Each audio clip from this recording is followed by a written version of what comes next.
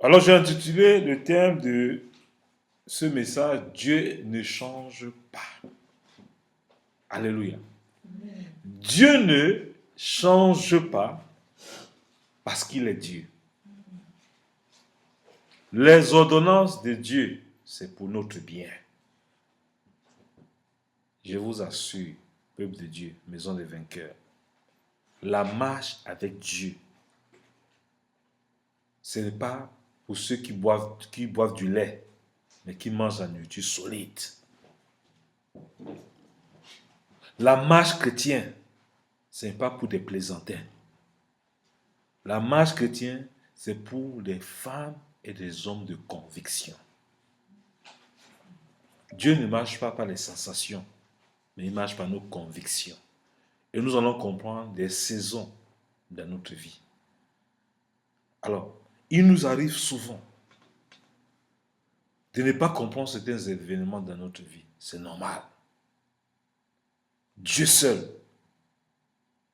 est capable de t'amener là où lui seul veut t'amener. Aujourd'hui, dans ma méditation, j'étais en train de regarder l'histoire de la Bible. Adam n'avait jamais demandé à Dieu d'être créé.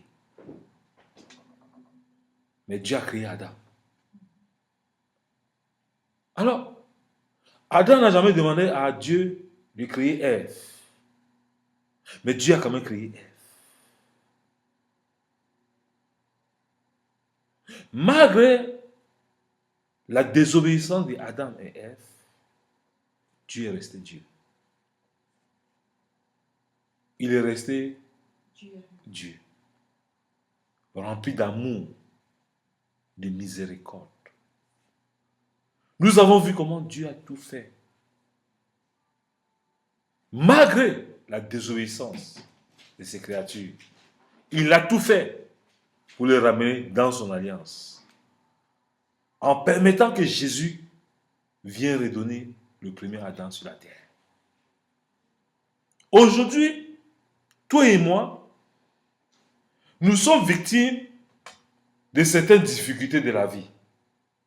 Mais Dieu veut nous instruire dans sa parole, afin que sa parole reste irrévocable, invincible. Quelles qu'en soient les situations de ta vie, tes sensations ne peuvent pas changer ta situation que tu traverses. Seul Dieu peut changer ta situation. C'est pour ça que j'ai regardé dans le livre de Romains, chapitre 5, verset 10. Car si, lorsque nous étions ennemis, nous avons été réconciliés avec Dieu par la mort de son Fils, à plus forte raison, étant réconciliés, serons-nous sauvés par sa vie?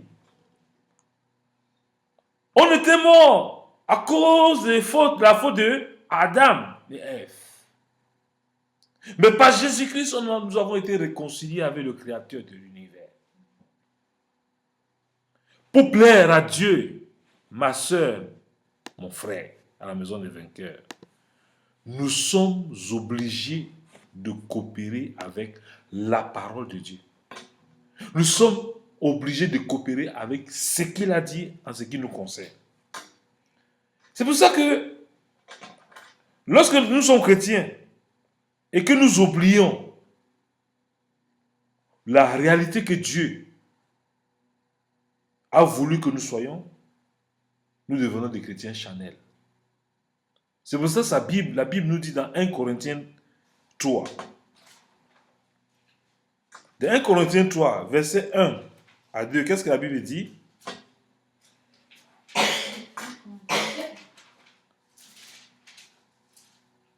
1 Corinthiens 3, pardon. Verset 1 à 2. Qu'est-ce que la Bible dit? Je lis au nom du Seigneur. Au nom de Jésus. Pour moi, frère, ce n'est pas comme à des hommes spirituels que j'ai pu vous parler, mais comme à des hommes charnels, comme à des enfants en Christ.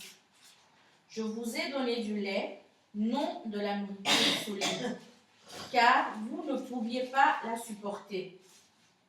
Et vous ne le pouvez pas même à présent parce que vous êtes encore charnels. Alléluia. nous constatons que beaucoup d'entre nous, nous sommes encore au lait. On n'est même pas encore dans le jus solide. Il y a beaucoup de pasteurs qui sont encore au lait, qui ne sont pas dans le jus solide. Qu'est-ce que tes inquiétudes peuvent changer à ta situation que tu traverses? Jésus nous a dit, venez à moi, vous tous, et vous tous qui êtes fatigués et chargés. Je vous donnerai du repos. Si tu ne prends pas le repos vers Dieu, toute personne qui te donne le repos, c'est un repos en vain. L'apôtre Paul, pourquoi il a insisté? Pour moi, frère, ce n'est pas comme à des hommes spirituels que j'ai pu vous parler, mais comme à des hommes charnels. Il parlait à l'église de Corinthe, comme aujourd'hui. Nous passons notre temps à discuter par rapport au conflit, par rapport à ce qu'on a dit sur toi. Vous n'êtes pas charnel? Est-ce que nous ne sommes pas charnels lorsqu'on s'occupe de ces choses-là? La Bible nous dit, soyez au-dessus de ces choses. Quand la tentation vient, tu commences à parler, oui, tel m'a fait ceci, c'est pour ça que je vais plus à l'église. Je vais plus à l'église parce que, tu es charnel.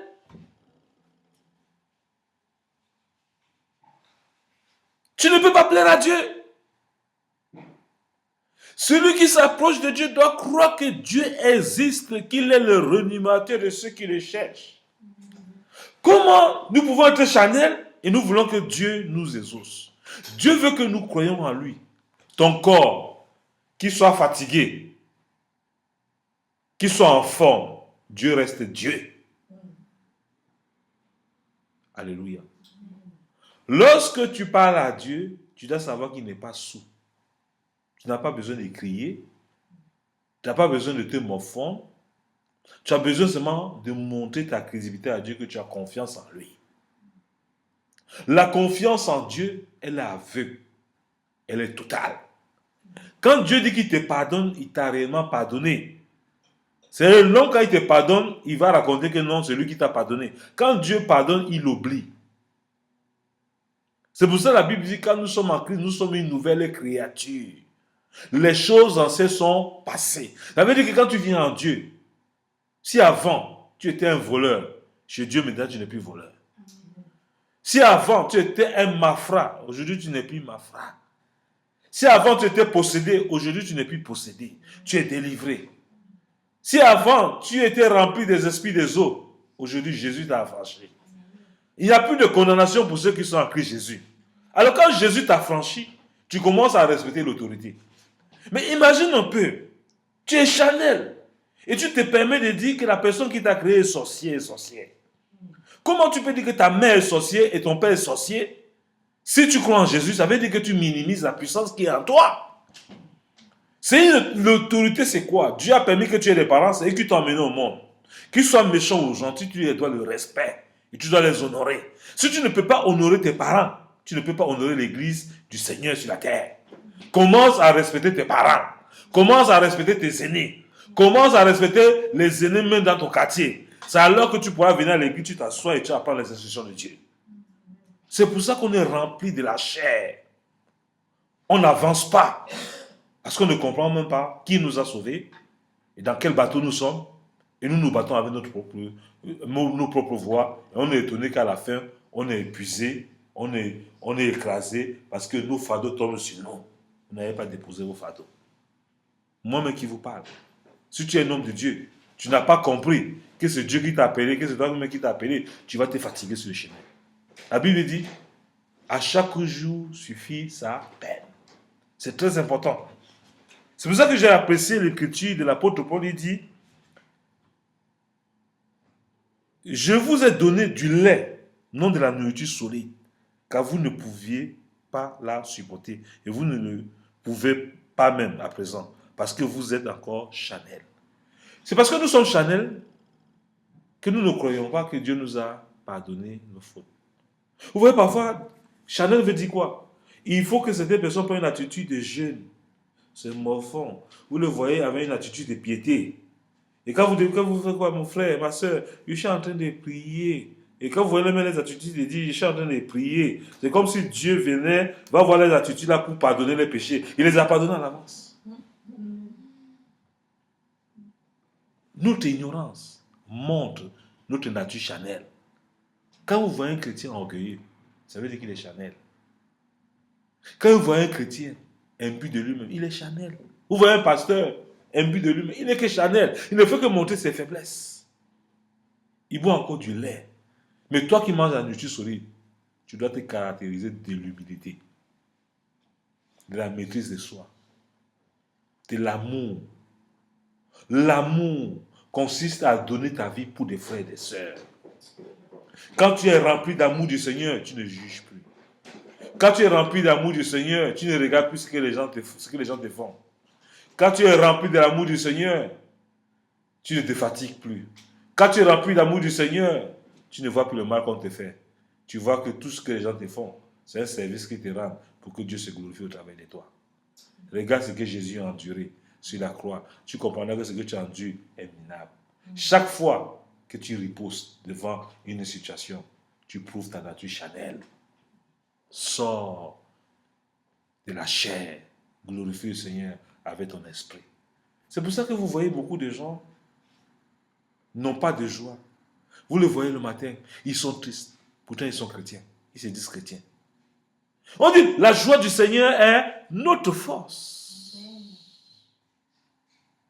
Quand la joie du Seigneur est ta force, quand tu commences à manger la nourriture solide, le démon de célibat ne peut pas rester dans ta maison. Quand tu n'es plus charnel, les démons d'inquiétude ne peuvent plus être ta portion. Quand l'inquiétude vient, il trouve l'assurance du Seigneur. Quand la famille vient, il trouve la joie du Seigneur. Quand la stérilité veut s'installer, il voit la puissance de Dieu en toi.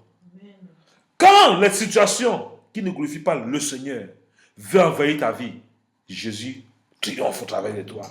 On te voit toujours joyeux. C'est pourquoi la Bible demande d'être joyeux en tout temps, en tout lieu, en toutes circonstances. Alléluia. La joie du Seigneur doit caractériser notre nature. Si nous faisons le contraire, nous sommes des hommes et des femmes charnels. Alléluia. Le verset 3 nous dit quoi? Pour moi, il m'importe fort, peut-être, jugé par vous ou par un tribunal humain. Je ne me juge pas non plus moi-même, car je ne me sens coupable de rien. L'apôtre Paul dit, lui ne se sent coupable de rien. Ça veut dire quoi? Quand le Seigneur t'a affranchi, tu es réellement libre. Le verset 3, alléluia, 1 Corinthiens 3, le verset 1 à 3. Alors, le verset 3 dit quoi? Tu peux lire? Pour moi, frère, ce n'est pas comme à des hommes spirituels que j'ai pu vous parler, mais comme à des hommes charnels, comme à des enfants en Christ. Continue jusqu'au 3. Je vous ai donné du lait, non de la nourriture solide. Je vous ai donné du lait. Non de la nourriture solide. Ma soeur, moi je vais te dire, Jésus te dit, si quelqu'un te gifle à la joue gauche, tends-lui la joue droite. Ça, c'est la nourriture solide. Est-ce que les gens autour de toi sont charnels encore ou bien sont spirituels? Alors, vous êtes charnel vous-même.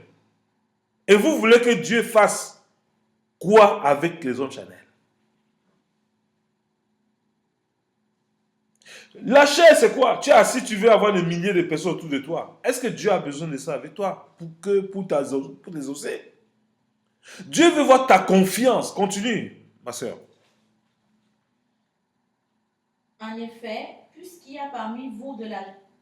Oui. En effet, puisqu'il y a parmi vous de la jalousie et des disputes, n'êtes-vous pas charnel? Bon, arrêtons là-bas. En effet, puisqu'il y a parmi vous de la jalousie et de la dispute, n'êtes-vous pas charnel? Quand parmi nous, les hommes de Dieu, il y a la jalousie, des disputes, on est charnel. Et nous prenons la salive, nous baptisons les gens avec. Nous imposons les mains à les gens avec. Nous croyons que Dieu peut se glorifier avec la chair. Arrêtons de se blaguer. Soyons réels et vrais. Quand tu es en face de la parole de Dieu, tu es en face du service de Dieu, tu ne vis plus pour toi, mais tu vis pour le Seigneur. Aujourd'hui, il y a les gens qui vivent pour une réussite éphémère. N'oubliez pas qu'il y a le paradis. Hein? N'oubliez pas que nous sommes sur cette terre en passage. Les gens qui vivent sur cette terre comme si le paradis n'existait plus. Il y a des gens qui vivent sur cette terre comme si Jésus ne va plus revenir. Il y a des gens qui vivent ici qui acceptent l'homosexualité. Qui acceptent tout ce qui est charnel. Il dit oui, Dieu est miséricordieux. Mais Dieu a écrit ses préceptes. Dieu a détruit Sodome et Gomorrhe. À cause de ces relations contre nature. Et aujourd'hui, de nos jours, pour être riche, tu es obligé de faire ces relations contre nature. Pour avoir la richesse, pour qui? Vous n'êtes pas charnel, vous qui cherchez la richesse ou la rouille et la terre peut détruire. Cherchez la richesse indestructible. Alléluia. Qui s'obtient par la patience. Accrochons-nous. Si parmi nous, il y a la jalousie, les disputes, nous ne sommes pas charnels. Dans une église, vous voyez les gens se disputent. On se dit qu'on glorifie le Seigneur. On est charnel. On est encore au lait. Vous n'avez encore rien compris. Quand quelqu'un te provoque, il faut fumer. Si tu fuis, tu dis que tu es spirituel. Si tu répliques, tu es charnel. Quelqu'un donne le faux témoignage sur toi, tu te justifies, tu es charnel. Quelqu'un ment sur toi, tu veux te justifier, tu es charnel. Quelqu'un dit le mensonge sur toi, tu veux te justifier, tu es charnel. La guêpe ne va que sur une fleur qui est florissante. Donc quand tu fleuris, tu as les guêpes qui viennent te piquer. Donc réjouis-toi lorsque les gens viennent piquer les fleurs de toi pour se nourrir. Parce que tu es l'homme spirituel. Les gens vont essayer de t'attaquer comme ils ont attaqué Job. Job est resté fidèle. Il est resté spirituel. Sois l'image de Job. Alléluia. Arrêtons d'être charnel. Arrêtons de donner la gloire à Satan. Satan est sous nos pieds. La puissance de Dieu est au-dessus de toutes choses. Tu n'as pas besoin de paniquer dans une situation. Jésus est au contrôle. C'est pour ça que quand Jésus était sur la barque avec ses disciples, quand le vent commençait à souffler, ses disciples avaient perdu la vie de la vie éternelle. On dit que la mort en Christ c'est un gain. Ils avaient oublié que s'ils mouraient, c'est un gain pour eux. Mais tu es dans la barque. Jésus dormait tranquillement. Jésus voulait qu'il soit tranquille comme lui. Mais il ne pouvait pas parce qu'il était encore charnel. Ah Jésus, tu ne veux pas qu'on est en train de périr là et tu dors. Aujourd'hui, tes réactions, elles sont charnelles ou bien elles sont spirituelles. Tu dois contrôler tes émotions. Nos émotions peuvent détruire ce que Dieu veut faire avec nous. Faisons attention aux émotions que nous avons. Ne confondons pas notre nature spirituelle avec nos émotions. Nos émotions font la guerre avec ce que Dieu veut faire avec nous. Ce que je vais vous dire encore à la maison des vainqueurs, le combat n'est pas fini. Le combat est engagé. Quand tu veux plaire à Dieu, que tu veux aller à une dimension supérieure, le diable se lève dans ta vie, dans ta maison, dans ton foyer, dans ton travail, dans tous les aspects. Mais tu dois savoir que ton Dieu que tu sers est au-dessus de ces tempêtes, au nom de Jésus. Amen. Alléluia. Amen. Donc, comme il dit ici, les disputes, oui, continue ma soeur. N'êtes-vous pas charnel? Quand l'un dit... Non, et ne marchez pas Et selon... ne marchez-vous pas selon l'homme. Quand l'un dit, moi je suis de Paul, et un autre, moi je suis d'Apollos, n'êtes-vous pas des hommes? Alléluia. Donc vous voyez ici, il y a des gens qui disent, j'appartiens à telle église. J'appartiens à l'église de Bima de Bruxelles. J'appartiens ici. Mon église est meilleure que votre église. C'est charnel. Lorsque tu commences à identifier ta relation à partir de l'église où tu vas, tu es charnel. Tu montes ta nature charnelle. Tu es encore laid. Tu n'as encore rien compris de Dieu. C'est pour ça que vous devez supporter les uns les autres. La Bible dit, nous allons enlever les mal portants.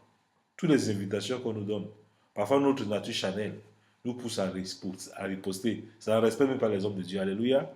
Où il y a les créatures de Dieu, nous allons nous rendre, afin que notre vie témoigne le Christ. Alléluia. Donc arrêtons de mener un combat qui ne nous appartient pas.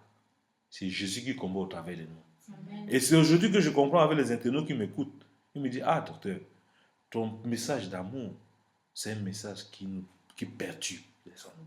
Parce que, en fait, je commence à comprendre encore plus en plus que je ne suis qu'un instrument. Un instrument ne se choisit pas. Il ne s'improvise pas. Mais Dieu le choisit comme un verre que nous prenons pour boire de l'eau. Comme Dieu veut m'utiliser pour bénir ses enfants, il m'utilise comme il veut. Le jour qu'il est fatigué de moi, il va me déposer de côté, il va utiliser une autre personne. Donc je ne suis pas incontournable. Donc je dois bénir le Seigneur et que le Seigneur continue à faire ce qu'il veut faire de ma vie. Je ne suis rien. C'est lui qui est toute chose. C'est pourquoi je vous encourage à ne pas avoir une haute opinion de vous-même. Restez toujours égal à vous-même et laissez Dieu faire ce qu'il veut faire avec vous. Au nom de Jésus. Amen.